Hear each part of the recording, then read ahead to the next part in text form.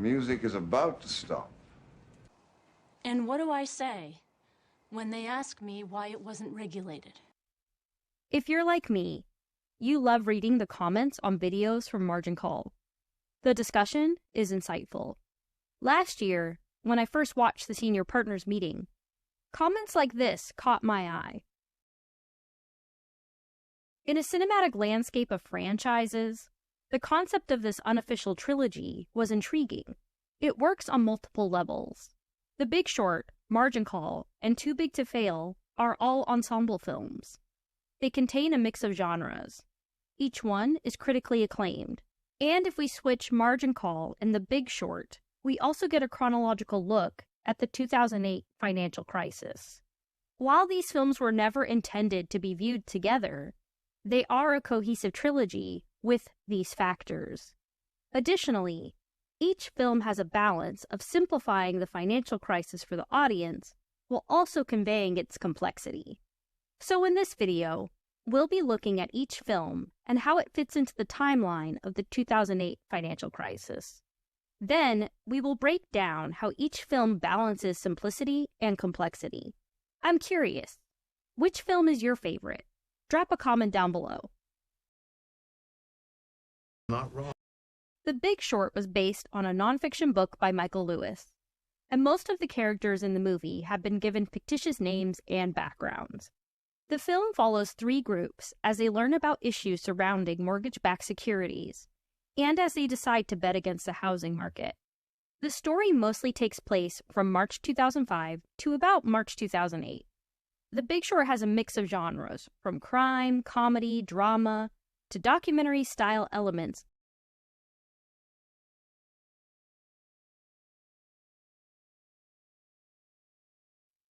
Sell it all today. Unlike the other two films, Margin Call is completely fictional. The firm is never named. The CEO of the firm, John Told, is a reference to two real-life CEOs. The writer and director, J.C. Chandor, wrote the script in November 2008. He did not mention any dates in the film, so it would remain timeless. The story follows one firm as the employees discover that they are facing massive losses related to the firm's MBS products. The film takes place over 30 hours or so. While fictional, the events in the film mirror some of the actions of Goldman Sachs in the spring of 2007, so we will place it there on the timeline. Margin Call is a drama with hints of horror movie mixed in. I talk more about that in my video on Margin Call's script. We don't do this now. We won't have an economy on Monday. Too Big to Fail was based on a nonfiction book by Andrew Ross Sorkin. It was a television film. The plot closely follows real events in 2008. The characters do not have fictitious names. The Big Short and Margin Call make it appear that the lead up to the crash was long and the crash itself was short. In contrast, Too Big to Fail has frequent timestamps, showing the crash itself took several months. The story follows Henry Paulson and his team as they try to stop the entire financial system from collapsing in the wake of Lehman Brothers declaring bankruptcy. The film mostly takes place from May 2008 to October 2008. Too Big to Fail is a political drama and a biographical film. It includes broadcast news footage that shows what the characters are reacting to or the effects of their actions. Along with the superimposed intertitles, this makes the film feel slightly more like a documentary than a docudrama. The causes of the financial crisis are complex and multifaceted. While these films may be popular with people in the finance industry, they still need to simplify it for a non-finance audience. So, how does each film explain the financial crisis in a simple way? The Big Short has Jared Vinnett narrate and speak directly to the audience. The purpose of the film is to explain the crash. As it's the first film in the trilogy, this is very useful. Margin Call and Too Big to Fail are easier to understand after seeing The Big Short.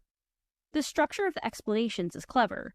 First, the film shows the investors learning about a factor that contributed to the crash, which puts the audience in the investor's perspective. Then, this is sometimes paired with a celebrity cameo, where the celebrity gives an analogy. Margin Call has a subtler way of teaching the audience about the crisis. Margin Call, due to its fictional nature, is able to Simplify it. Because it is one firm, the explanation can be narrow. Margin call gives the simplest explanation up front. Seth says of the MBS-related products, well, the losses are greater than the current value of the company. Later, in the iconic senior partners meeting, John asks Peter to explain his findings.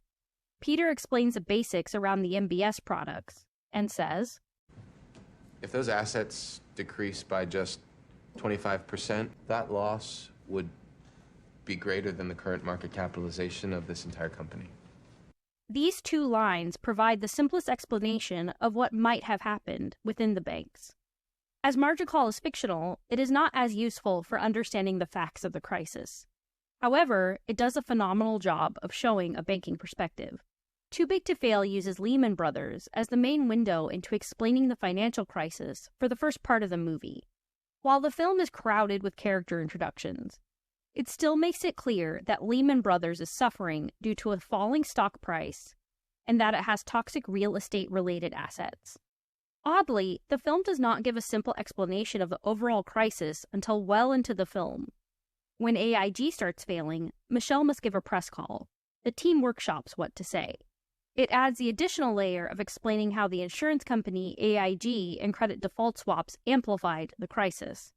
Even though the films all cover the same subject, the simple explanations each cover different aspects and causes of the financial crisis, and they work together cohesively to give an overview of the financial crisis. Before we look at complexity, there are more thematic ways that these films overlap. So, if you'd like to see a part 2, drop a comment down below and subscribe. I don't think that they even know what they've made. While the films need to explain the financial crisis clearly, ultimately, it is complex, and it would be difficult to explain all the factors in depth during one film. So, how do the films address the complexities without having to explain them fully?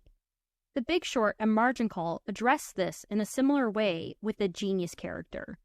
We have two characters from STEM fields,